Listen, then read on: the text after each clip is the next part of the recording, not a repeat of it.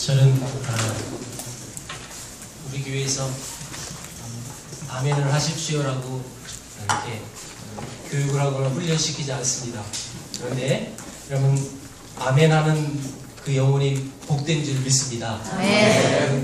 늘 하나님 앞에 기도할 때 함께 아멘하고 또 말씀 선포될 때 하나님 그렇게 되기를 원합니다. 그런 뜻이잖아요. 그래서 아멘 우리 많이 여러분 외쳤으면 좋겠어요.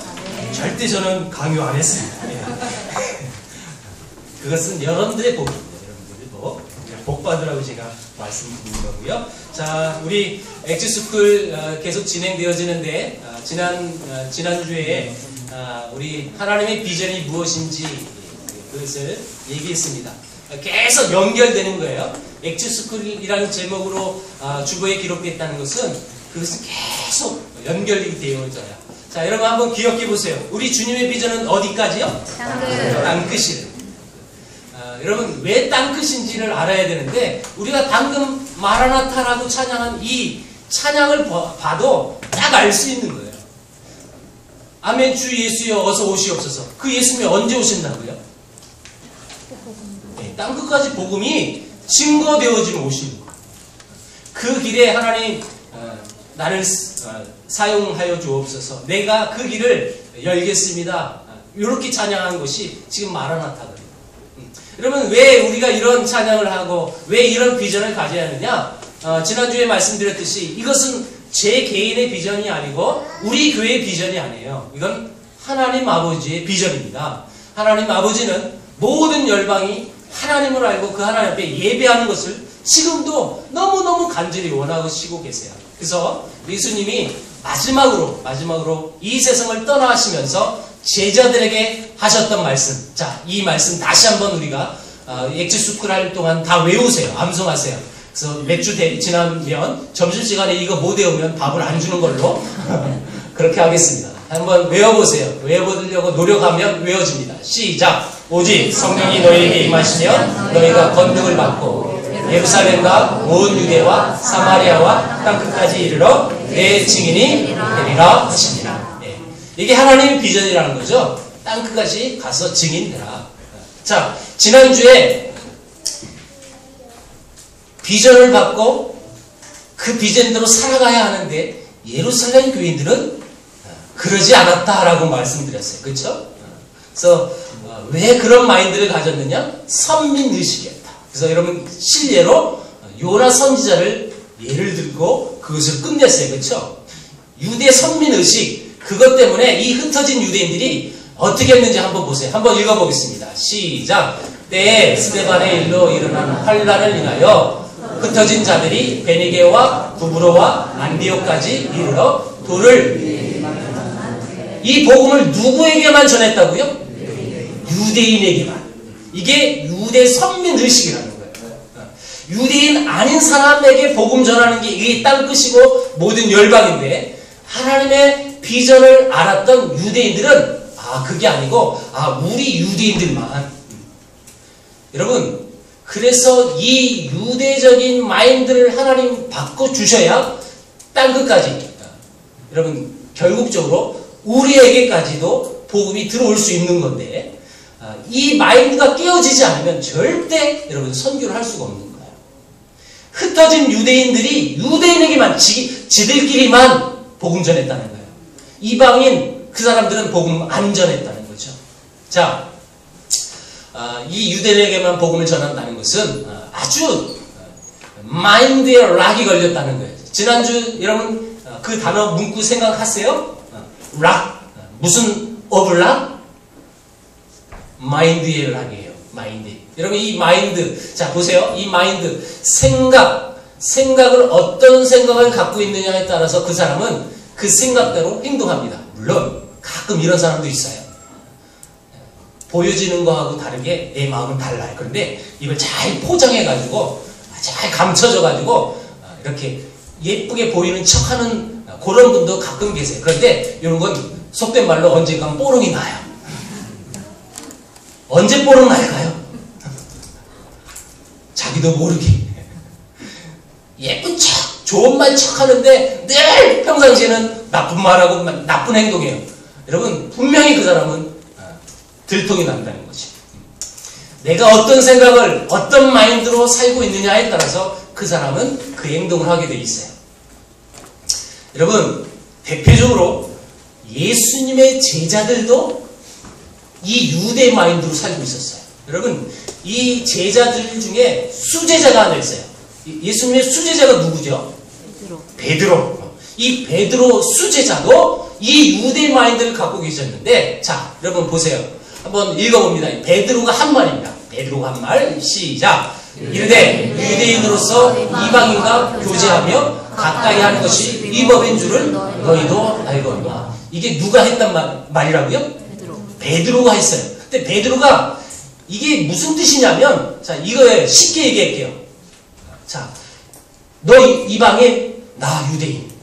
우리 교제 위법. 이 뜻이에요. 이방인과 나 유대인인데 우리 둘이 교제하는 건 위법이래요. 여러분 이게 동성간의 그 아니에요. 그래서가 아니라 민족이 다르다는 뜻이에요. 왜 이방인하고 유대인하고 이런 교제하는 게 위법이에요? 이게 유대 마인드거든요. 근데 보세요. 사도행전 몇 장에서 이 말씀이 나왔어요? 10장. 여러분 사도행전 앞부분은 베드로의 얘기가 굉장히 많이 나와요. 자, 우리가 아는 상식으로 베드로가 어떤 사람이었는지 여러분 기억해 보세요. 베드로는 예수님을 사람 앞에서 몇 번 부인했죠? 3번 부인했어요. 여러분 근데 그 누구 앞에서 이 부인을 했어요? 처음에 성경에 누구라고 기록되어 있어요? 어떤 사람이 이 사람 예수님의 제자인데 이랬어요. 누구의 그 사람이? 네? 여러분 성경을 읽으셔야 돼요. 네, 여자아이죠? 계집아이, 여자아이. 그러니까 여러분 여자아이라는 것은 나이가 어린 친구예요. 그쵸? 생각해보세요. 남자 건장한 어부 출신인 근육이 우락부락한 이 베드로가 여자아이 앞에서 벌벌 떨고 있는 거예요. 그렇죠? 근데 그 베드로가 여러분 사도행전 2장에 성령을 체험했어요. 성령이 그에게 임하자마자 여러분 그 제자들이 제일 먼저 뭐 했다고요? 지난주에? 제자들이 성령 임하자마자 뭐 터졌다고? 방언이다고. 여러분 빨리 나와야 돼요. 방언이 터졌어요. 여러분 성령이 임하니까 권능을 받고 정말 여자아이 앞에서 벌벌 떨었던 겁쟁이였던 베드로가 사람이 어떻게 됐어요? 완전히 변화됐어요. 여자아이 앞에서 변명했던 그 베드로가요 수천 명 앞에서 설교를 해요. 여러분 생각해보세요. 여자아이 앞에서 건장한 사내가 벌벌 떨었었는데 한순간에 변화가 되어버렸어요. 수천 명 앞에서 여러분 설교를 했다는 이 내용이 무슨 뜻인지 아셔야 돼요. 여러분 왜 여자아이 앞에서 이 건장한 이 베드로가 왜 변명했어요? 나 예수님 모른다고? 나중에 저주까지 했어요. 왜일까요? 왜 베드로가 그런 변명을 했습니까? 한마디로 얘기하면 죽을까봐.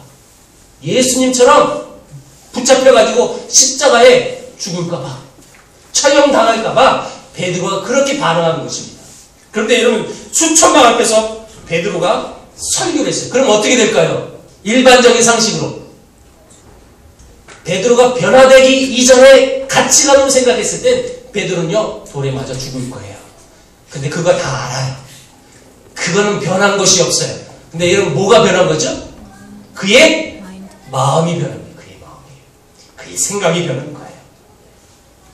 여러분 하나님의 무엇을 통해서 베드로가 이렇게 변화됐습니까? 성령을 통해서요. 자 그런데 보세요. 베드로가 거기에서 그치지 않았고 엄청난 기적의 역사하심을 하나님의 역사를 통해서 베드로를 통하여 나타나게 하셨어요. 그쵸? 3장에 사도행전 3장에 성전 미문에 있는 안진뱅이를 잡아 일으켰어요. 그쵸? 그때 한 말이 뭡니까? 음과 금은 내게 없거니와 나사렛 예수 그리스도의 이름으로 일어나 걸으라. 음과 금은 없어도 그럼 뭐 있으면 일으키는 거예요 지금? 예수님의 이름으로. 그러면 이 베드로가 성령을 받고 엄청난 하나님의 지금 일에 쓰임받고 있는 모습이에요. 그것으로 끝이지 않았어요. 4장에 보니까 한 번 말씀을 전했는데 그럼 5,000명이 죽게 들어가. 5,000명이. 제가 사도행전 강의하면서도 이 말씀을 드린 적이 있는데 만약 이 시대에 베드로의 이 모습이 그대로 이 시대에도 나타나면 그 사람은 세계적인 부흥 강사일 것이다. 제가 이렇게 말씀드렸어요. 여러분 한 번 말씀을 메시지를 전했는데 5,000명이 죽게 들어온다는 것은 어마어마한 역사예요. 그렇죠? 그것으로 끝나지 않아요. 얼마나 성령이 충만했는지 사도행전 5장에 아나니아 삽비라가 자기 재물을 감춰두고 이거 다해요 헌금했어요. 그렇죠? 성령이 충만하니까 아나니아 삽비라가 거짓을 고한다는 것을 알고 그 성령 충만한 베드로 앞에서 아나니아 삽비라는 곧바로 죽었어요. 그냥 목숨을 잃어요. 헌영아, 현철아, 잘 봐봐. 성령이 충만해서 내가 목사님이 예를 드는 거야, 얘야. 이건 내가 성령이 충만해서 니네 둘이 지난주에 한 짓을 다 알고 있어. 겁날까 안 겁날까? 겁나 안 겁나? 현철이 되냐? 네가 지난주에 뭘 생각을 했고 뭔 짓을 했는지 다 알고 있어 내가. 겁나 안 겁나? 저는 안 겁나요. 아, 겁나. 이 올매 안 들어와야지. 지금 헌영이는 들어올 뻔했는데 따치리가 먼저. 여러분 한번 생각해 보세요. 지난날에 여러분들 과거들을 내가 다 알고 있다고 생각해 보세요. 교회 여기가 약간 껄쩍지근하신 분 계실 거예요. 여러분 절대 안심하세요. 저는 여러분들이 뭔 짓을 했는지 몰라요. 안심하고 교회에 오십시오. 네, 여러분 이 말은 베드로가 얼마나 지금 하나님 앞에 아름답게 귀하게 쓰임받고 있는 모습이냐 보시라는 거죠. 여러분 그가 성령이 충만하니까 그들이 행위를 다 알 수 있을 만큼 그런 능력을 소유했다는 뜻이에요. 여러분 그것으로 그치지 않아요. 중풍병자를 살려요. 일으켜요. 그것으로 그치지 않아요. 죽은 자도 살려내요. 이게 베드로가 한 것은 아니지만 누가 하셨어요? 하나님이 하셨어요. 근데 누구를 통하여? 베드로를 통하여 하나님이 그 어마어마한 일들을 행하셨어요. 자, 그러면 제가 여러분 대답해 주세요. 베드로는 성령이 충만했습니까? 아니면 성령이 충만하지 않았습니까? 충만했어요. 충만했어요. 그럼 지금 베드로가 이 사도행전 10장에서 이 말할 때 베드로가 성령이 충만했을까요? 안 했을까요? 성령 충만했습니다. 충분히 베드로는 성령 충만한 자였습니다. 그런데 성령이 충만했는데도 불구하고 베드로가 뭐라고 이런 말을 해요? 유대 마인드를 갖고 여전히 유대 마인드로 살아간 그 모습을 보여줬다는 뜻이에요. 이게 무슨 뜻이냐? 오늘날 한국교회에 성령 충만하게 사역하시는 분들이 너무너무 많아요. 목사님들 예를 들면 그런 거예요. 여러분 성령 충만한 목사님, 그 목사님이 선교를 모르면 여러분 그 교회는 선교할까요? 안 할까요? 안 합니다. 왜? 선교에 대한 교육이 없으면 절대 그것을 알지 못하니까 선교를 못하고 only 우리 교회, 우리 이웃, 우리 교회 성도들, 가족들 여기에 관심 두지 절대 선교하지 못합니다. 왜냐하면 저는 그런 목사님들 많이 봤어요. 제가 전국 다니면서 강의한다는 게 여러분 아시죠? 정말 많은 목사님들을 만나보는데 정말 특이한 목사님들 많이 계시더라고요. 선교에 훈련 교육이 되지 않으면 절대 선교할 수가 없어요. 그럼 베드로가 이 마인드예요. 자, 부연 설명합니다. 학습을 통해서 이 유대 마인드는 여러분 고쳐져야 하는 것이죠. 왜요? 하나님이 비전은 땅끝이었으니까 그 땅끝까지 복음을 전하려면 이 제자들에서 하려고 하셔야 하는데 여전히 제자들이 유대 마인드예요. 그럼 땅끝까지 복음이 못 전해져요. 하나님의 비전이 이루어질 수 없는 거예요. 하나님의 비전을 이루기 위해서 이 유대 마인드가 고쳐져야만 가능한 거죠.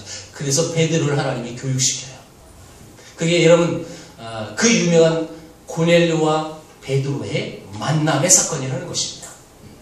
자, 여러분 가이사라에 있었던 고넬료 그리고 요빠에 있었던 베드로 이 두 사람은 서로 모르는 사람이에요. 모르는 사람. 우리 학생들 이게 무슨 내용인지 잘 모를 수 있지만 여기 좀 어려워. 잘 들어줘야 돼. 이 두 사람은 전혀 안면이 없는 사람들입니다.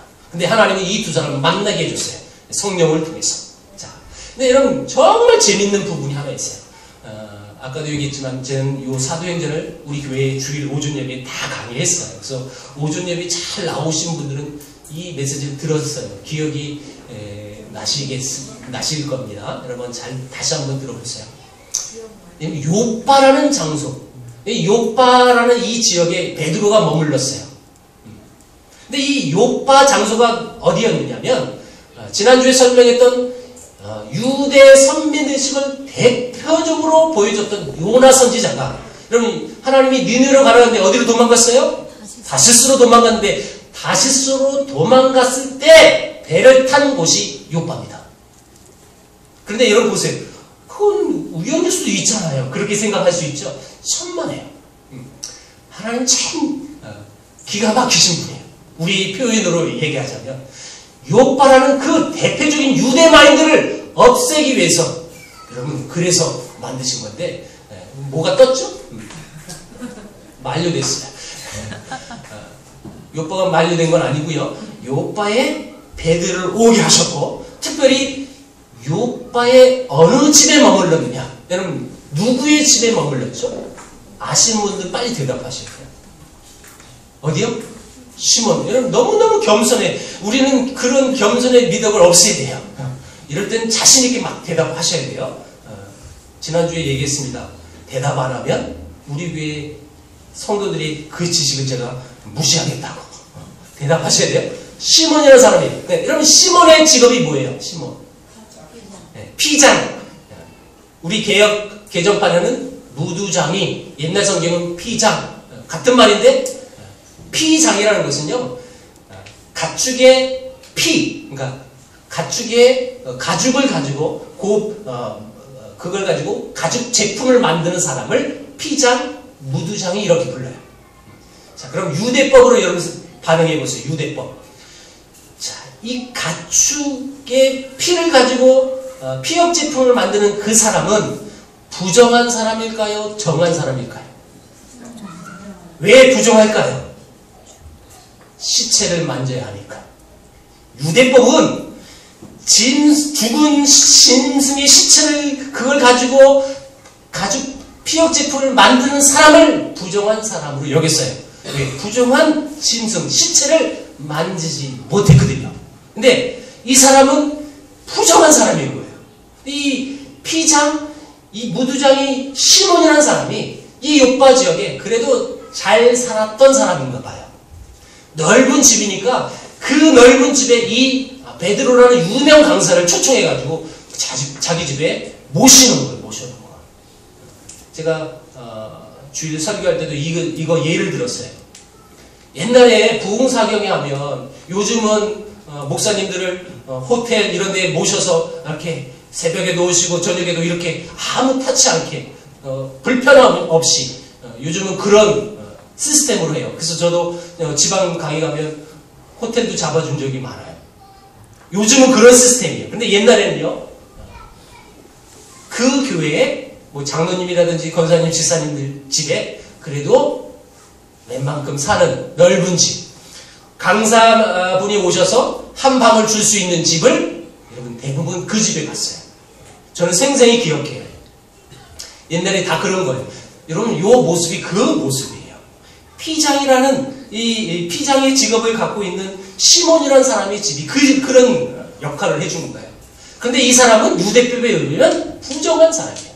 여러분 해필이면 왜 이 베드로가 부정한 사람 집에 머물러서, 그것도 요빠라는 역사적인 장소를 하나님이 선택하셔서 이 베드로의 마인드를 왜 바꿔주실까요? 이걸 기억해야 돼요.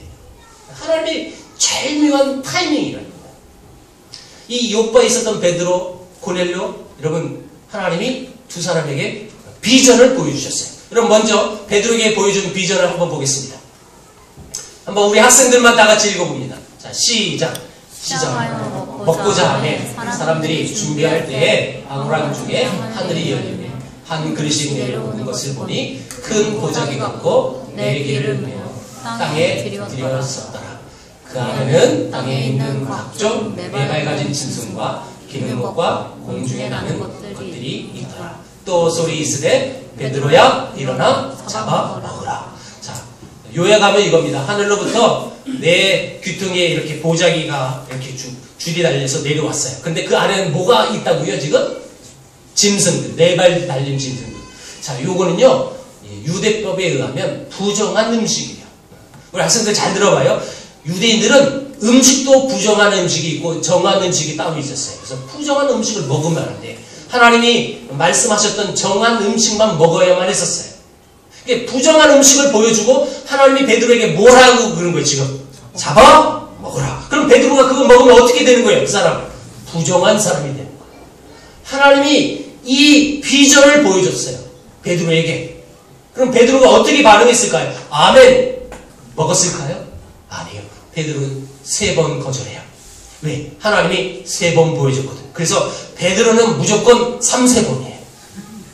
베드로 무조건 3세번. 베드로가 몇 번 부인했다고요? 그 부인했던 그 베드로에게 부활하신 예수님이 몇 번 나타나셔서 내 양을 먹이라고 말씀하셨어요? 3번. 무조건 베드로는 3번. 여러분, 나중에 시험 볼 때, 성경 시험 볼 때 모르는 숫자 나오면 3자 찍으면 거의 맞아요. 학생들한테 팁 주는 거야. 근데 수학에서 준모에 3번 찍으면 잘 많이 안 맞지?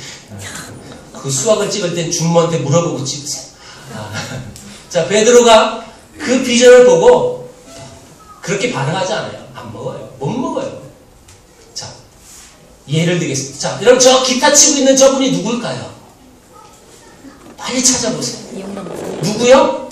이용남 네, 이용남 목사님이에요. 우리 교회 선교 목사님. 네, 왜 잘 몰라보느냐? 저 사진은 제 나이보다 훨씬 어렸을 때 찍은 사진이에요. 그래서 몰라보는 거예요. 사모님만 알아보실까?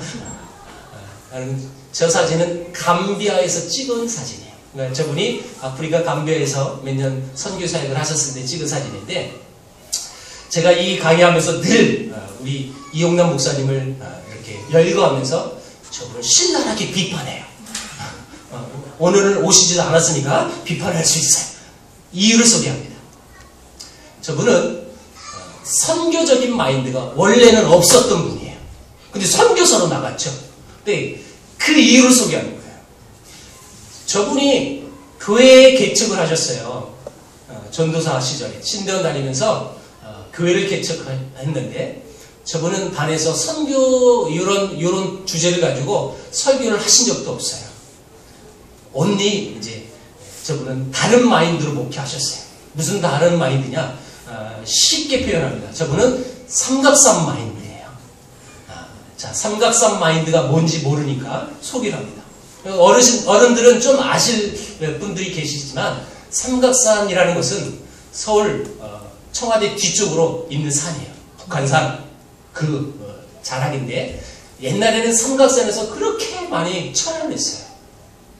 저분은 정말 일생에 2번 죽을 고비, 요즘은 3번이라고 말씀하세요. 몇 년 전에 강의하다가 쓰러지셔서 일생에 2번을 죽을 뻔 하다가 삼각산에서 기도하시면서 하나님을 만났고 하나님의 응답으로 병고침을 받으셨어요. 그래서 삼각산 마인드로 사시는 거예요. 목회를 했는데 그 목회 모든 성도들이 자기처럼 삼각산 마인드로 살아가길 원해요. 왜? 밤새 철회하면서. 여러분, 삼각산에서 철야 기도해 보신 분 한 번 손 들어보세요. 네, 요 손 드신 분들만 아시지, 손 안 드신 분들은 이게 뭔지 몰라요.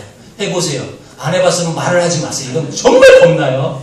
밤새 거기서 멜레레 하고요. 저는 중학생 시절부터 삼각산 마인드로 살았어요. 왜 이 얘기를 하느냐면, 담임 목회자가 은혜 받고 하나님의 아주 놀라운 그 섭리하심이 깨달았기 때문에 이게 너무 소중한 거예요. 그래서 목회자는 내가 하나님을 만났던 이 방법을 성도들에게 알리고 싶고, 성도들도 그런 깊은 하나님과의 교제를 꿈꾸세요. 이게 이제 담임 목회자들의 보통의 특징이에요. 그러니까 보는 만큼 아는 만큼 성도들은 그걸 보고 배우는 거죠. 당신이 늘 그런 마인드로 살았는데, 여러분, 절대 선교적인 마인드는 없었어요. 이 장본이라고 그랬죠? 저는 새벽 예배 방학 때는 잘 나갔어요. 새벽 예배 끝나면 학생들 다 모아서 저분이 사도행전을 저한테 가르쳐 주셨어요. 우리 학생들한테. 그래서 저는 중학생 때 사도행전을 다 마스터했어요, 진짜. 근데 이 사도행전의 중요 키워드가 선교라는 것인데 선교는 우리에게 설명을 안 해주시고 맨날 루트만 소개해요. 루트만. 1차 때 어디 갔고 2차 때 어디 갔고. 근데 갑작스럽게 선교지를 가신 이유는 한 가지입니다. 적은 동기가 유명한 이재환 선교사님인데 자기 동기였던 이재환 선교사님은 아프리카에 선교사로 나가신 분이에요. 네, 미국에 있을 때 청소년 사역하고 있었을 때 그 이재환 선교사님 초청해서 집회를 했는데 그 집회 때 이재환 선교사님 자기 동기가 하나님의 말씀을 선포하는 거예요. 선교에 대한 이 부분을 청년들에게 얘기해 줍니다. 그때 이용남 목사님 그때 깨달은 거예요. 선교가 무엇인지 그제서 아신 거예요. 그때 학습이 된 거예요. 학습. 교육이 돼가지고 선교사로 가야 된다 라고 마음을 먹고 감비아로 선교사로 가신. 그래서 사진 찍어왔는데 여러분 우리 교회에 이런 사진을 보내온 것은 아니고요. 제가 기억을 해요. 제 어렸을 때 이 선교사님 가가지고 보내온 사진들은 트랙터 운전하는 거, 그리고 저는 족구하는 사진 이런 것만 많이 봤어요. 요것만 기억이 나고 이렇게 집회하고 찬양하고 이런 건 기억이 안 나고 맨날 족구하고 트랙터 타고 박 갈고 있는 사진만 보내준 거예요. 그래서 나는 속으로 욕했어요. 왜냐하면 나는 선교적인 마인드가 없는 사람이니까. 그래 저는 무슨 마인드로 살아가요 지금? 그때 그 당시 삼각산 마인드. 우리 학생들 쉽게 얘기할게. 삼각산 마인드는 이거야. 일단 목소리가 바뀌어줘야 삼각산을 불받을 불 성례를 받으시오. 이게 삼각산 마인드야. 삼각산에 한번 갔다 오면 다 목이 쉬어요. 그래서 저는 정말 중학생 시절부터 토요일은 목이 쉬었어요. 이런 마인드로 저는 살아가지만 이분은 보내오는 거예요. 맨날. 여기 재밌는 에피소드가 있는데 당사자인 임재우 사모님이 뒤에 앉아 계셔서 이건 나중에 기회 될 때 비하인드 스토리를 얘기해 줄게. 제가 얘기하고 싶은 게 하나 있어요. 이분 선교사로 자기 일생을 바치겠다고 헌신하고 선교지에 갔는데 그 선교지를 옮겨지는 배경을 한번 보시라는 거예요. 그분은 절대 선교사 나갈 사람이 아니었어요. 왜? 삼각산 마인드였으니까. 근데 어떻게 바뀌어졌어요? 단 하루 그 집회를 통하여 선교가 무엇인지 본인에게 학습이 되니까 성령이 충만해도 여러분 선교적인 학습이 되지 않으면 절대 선교를 이루어갈 수 없다는 거예요. 실례로 제가 신학교를 좀 늦게 간 편이에요. 저는 33살에 신학대학교를 입학했어요. 저는 33살에 입학하면서 걱정을 많이 했어요. 이 나이에 내가 무슨 부귀영화를 보겠노라고 신학교를 늦게 가니까 걱정을 참 많이 했어요. 근데 가보니까 저보다 연세 많으신 분들이 계시더라고요. 근데 대부분 저보다 어린 것들이 있습니다. 근데 제 동기 중에 아주 유명한 한 사람이 있는데 전직 조폭이 하나 있었어요. 제 동기 중에. 근데 걔는 저보다 3살 아래 것이었습니다. 30살에 회심해서 신학교 온 거예요. 근데 이 친구는 한 겨울에도 물론 이제 잠바를 입지만 잠바를 딱 벗으면 반팔을 입고 있어요. 반팔 여기 살짝 올리면 뭐가 막 나와요. 여기 있어요. 그런 거 있어요. 이 친구 참 몸이 좋은 친구예요. 근데 신학교 다녀도 그 옛날 했던 그 모습은 그대로 하고 다녔어요. 왜냐하면 얘는 늘 깍두기 머리를 하고 다녔어요. 깍두기 머리를 짧게 아주 네모 이렇게. 그래서 학교 다니는 거예요. 그러니까 예수 만나서 너무너무 좋아서 신학교 와서 늘 싱글벙글 웃고 다녔어요. 그런데 이 친구가 화를 내는 한 장면이 있습니다. 이 친구는 선교가 뭔지 몰랐던 친구예요. 그래서 방학 동안에 동기들이 친구들이 우리 교회 단기 선교 다녀왔다, 어디 다녀왔다, 캄보디아, 우리는 베트남 다녀왔다, 막 이런 얘기 하잖아요. 이제 학교 오면 자판기에서 커피 꺼내가지고 차 마시면서 너 어떻게 지냈냐 막 이런 얘기 해요. 근데 이 친구가 자기 동기들이 어디 선교 갔다 왔다 하면요 그 소리 듣는 순간 열받는 거예요. 여러분 마시던 이 커피を집어 던져버립니다. 그럼 전직 조폭이 화나는 거 봤어요? 또 이것도 안 봤으면 말을 하지 마세요. 너무 무서워. 깍두기 머리가 막 화를 내는 거예요. 그 부분만. 왜 왜냐하면 이 친구는 늘 생각하는 게 이거였어요. 이 미친 것들아, 니네 교회가 이번에 10명이 이번 여름에 1,000만 원을 쓰고 왔느냐? 야, 그 돈 농어촌 교회 도와주면 얼마나 힘이 되겠느냐. 이 친구의 늘 우선순위는 농어촌 선교를 먼저 끝내고 그 다음 해외 선교를 해야 한다는 이런 사고가 고착이 됐던 친구예요. 그러니까 이런 생각을 갖고 있는 사람은요, 절대 선교를 할 수가 없어요. 아까도 얘기했어요. 그 친구는 물론 전직 조폭이었지만 예수님 만나 전도사 생활하는 거예요. 지금 우리 김동수 전사님은 누군지 대충 감이 올 거예요. 그런 친구 있었어요. 여러분 보세요. 요 성령이 충만해도 선교적인 비전이 없는 사람은 절대 선교 못합니다. 여러분, 그래서 이 한국교회에 선교 안 하는 교회들 참 많은데 그분들을 욕할 필요 없어요. 정죄할 필요도 없는 거예요. 다만 이 교육을 받아야 하는. 한 가지 더 예를 들면, 제가 몇 년 전에 이제 순회선교단, 지금도 강의 집회를 계속 다니지만 지방 지부 하나, 이렇게 대구 지부로 찾아가서 강의를 했는데, 쉬는 시간에 어떤 여자 집사님하고 차를 마셨어요. 목사님, 그러면 안 되죠. 그런 마음으로 가지면 안 돼요.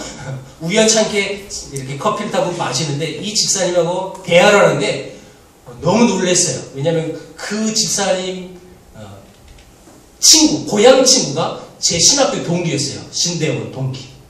그러니까 이 집사님하고 얘기하면서, 졸업한 연도 얘기하고 이렇게 하다 보니까 내 친구도 거기 나왔는데 하면서 얘기가 된 거예요. 그래서 이 여자 집사님 하는 말에 의하면 내 친구가 지금 목사 된 건 내가 학창 시절 때 내 고향 친구니까 복음 전해서 예수 믿어가지고 지금 목사가 됐다, 이런 얘기를 해주는 거예요. 근데 이 집사님한테 얘기하면서 집사님 어느 교회 섬기십니까? 이렇게 다 이렇게 묻는데 너무너무 충격적인 얘기를 들었어요.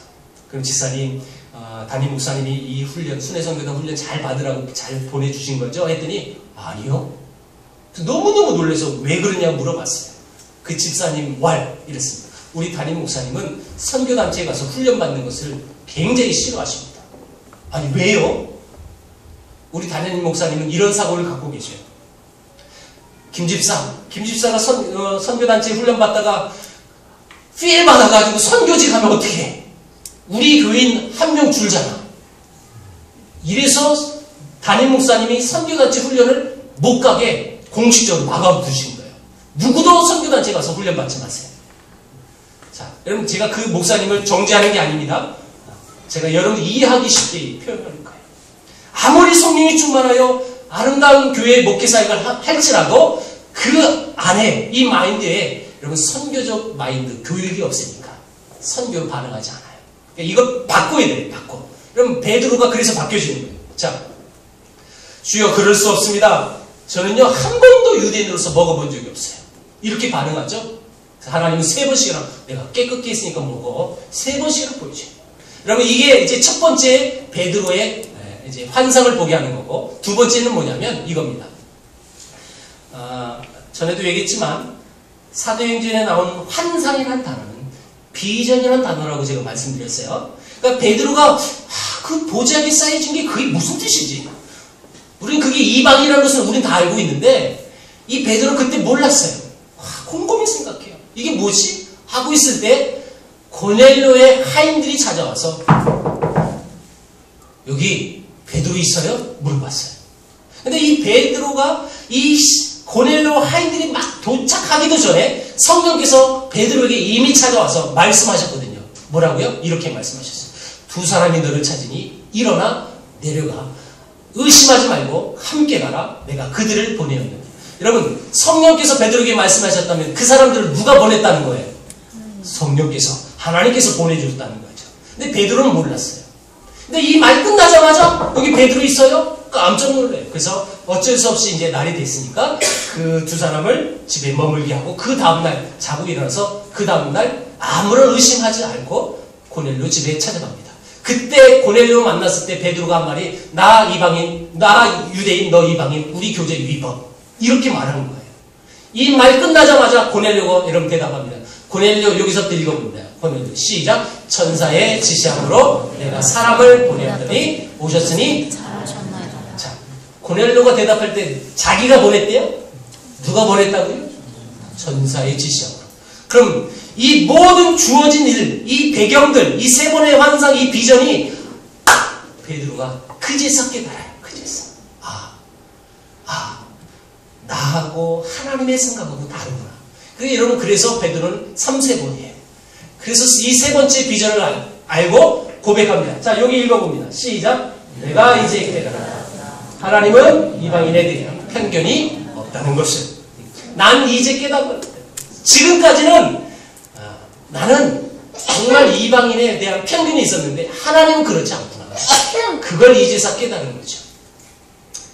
그래서 이 이방인 고넬료 집에 이 베드로는 머물러 하나님의 복음을 선포하고 어마어마한 역사가 일어납니다. 제2의 오순절 사건이라고 부를 정도로 엄청난 성령이 임하시는 사건을 보게 됩니다. 그래서 이 이방인들에게도 세를 주는 거예요. 여러분, 이방인에게 세를 주면 안 되거든요. 근데 성령께서 일하시는 모습을 목격했으니 어떻게 해요? 내가 어찌 그 이방인들에게 세를 주는 것을 금할 수 있겠느냐? 나 사람이 하나님이 역사하셨는데. 그래서 세를 줘요. 이 사건이 예루살렘 교회에 들려옵니다. 자, 그럼 보세요. 베드로만 지금 선교적인 마인드가 이제 바뀐 건데 이 예루살렘 모교회는 아직도 무슨 마인드로 살고 있을까요? 유대적인 마인드. 이 유대 마인드를 살고 있으니까 베드로가 이 일을 다 마치고 이렇게 이제 예루살렘으로 옵니다. 유대에 있는 사도들과 형제들이 이방인들도 하나님의 말씀을 받았다. 그래서 베드로가 예루살렘에 들어가요. 들어갈 때 이 예루살렘 교회의 할례자들이 비난하여, 이 말은 무슨 뜻이냐? 베드로, 컴온, 일로 와. 너 뭐 했어? 우리가 다 들었어. 너 이방인 집에 하루도 아닌 며칠 더 머물러서 그 집에 이 이방인들하고 함께 먹고 잤지? 여러분, 비난한다는 뜻이 그 뜻이에요, 지금. 너 왜 그랬어? 이 사람은, 베드로는 유대법에 의하면 이제 돌에 맞을 사람이에요. 그때 베드로가 성령을 통하여 교육을 받았던 것처럼, 학습이 되었던 것처럼 베드로도 여러분 그 유대인들을 학습시켜요. 강사는 베드로, 학생은 할례자들. 강의 제목이 너무 멋있어요. 이용남 목사님이 지은 건데 한번 읽어보겠습니다. 시작. 이방인에 대한 우리의 관점과 하나님의 관점. 그러니까 우리의 관점과 하나님의 관점이 이방인에 대한 포커스가 달랐다는 거예요. 여러분, 한번 질문할 테니까 대답하세요. 여러분, 나의 관점과 하나님의 관점이 다르면 누구의 관점을 바꿔야 합니까? 나의 관점을 바꿔야 하는 거예요. 그래서 베드로는 그 마인드가 바뀌어져서 또 다른 그 같은 동족이었던, 같은 동역자였던 제자들, 그 유대인들, 할례자들을 여러분 강의해서 학습시켜서 그들도 온전히 설 수 있도록 바꿔줬다는 거예요. 본인이 당했던 것처럼. 내용이 있죠? 당연히 이제 자기가 경험했던 내용. 그 모든 학습을 하니까 이제 예루살렘 교회에서 이렇게 결론 내립니다. 다 같이 읽어봅니다. 시작. 그러면 하나님께서 이방인들에게도 생명 얻는 회개를 주셨다. 이렇게 결론이 내려진 거예요. 여러분, 이 예루살렘 교회에서 이렇게 결론 내려진 것은 당시는 공적인 법적인 효력이 있었어요. 그래서 모교에서, 예루살렘 모교에서 이제 이방인들도 생명 얻는 회개를 얻을 수 있다. 이들도 하나님의 백성이다 라고 결론 내렸다는 거예요. 여러분, 이게 아무런 사건이 아닌 게 아니고 너무너무 중요한 사건이에요.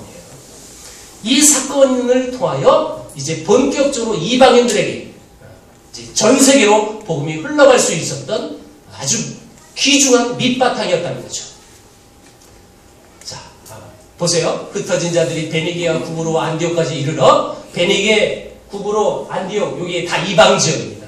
이 이방 지역에 복음을 전했는데, 자, 요건 다 같이 읽어봅니다. 시작. 흩어진 자들이 베니게와 구브로 안디옥까지 이르러 헬라인에게도 주 예수를 전파하니 주의 손이 그들과 함께 하심에 수많은 사람들이 주께 돌아오더라. 드디어 이제 이방인들에게도 본격적인 복음의 확장이 되어지는 거예요. 자, 정리해보세요.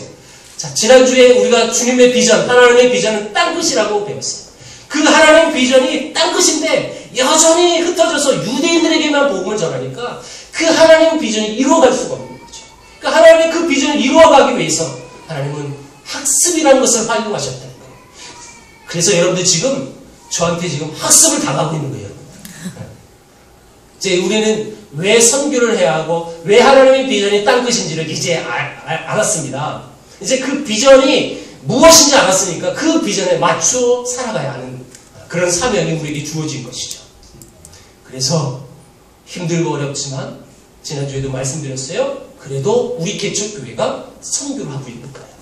우리 교회 재정 자립도 안 됐음에도 불구하고 그럼에도 불구하고 선교하는 거예요. 왜? 주님의 비전이 어디라고요? 땅끝이기 때문에.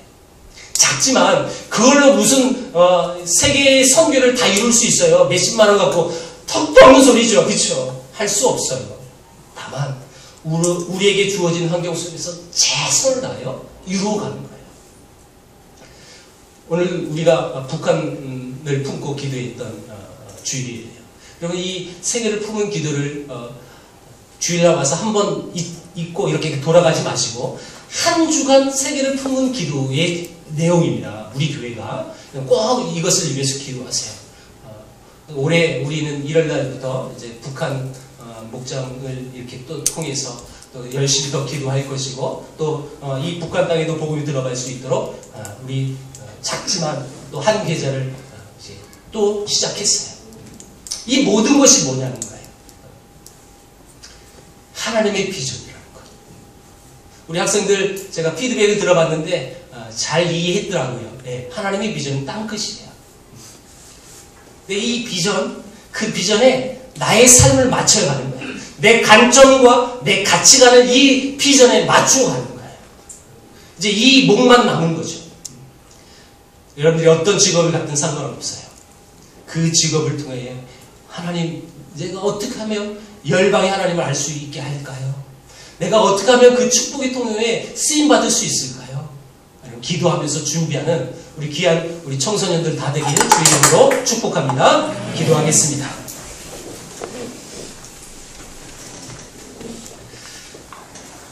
하나님 아버지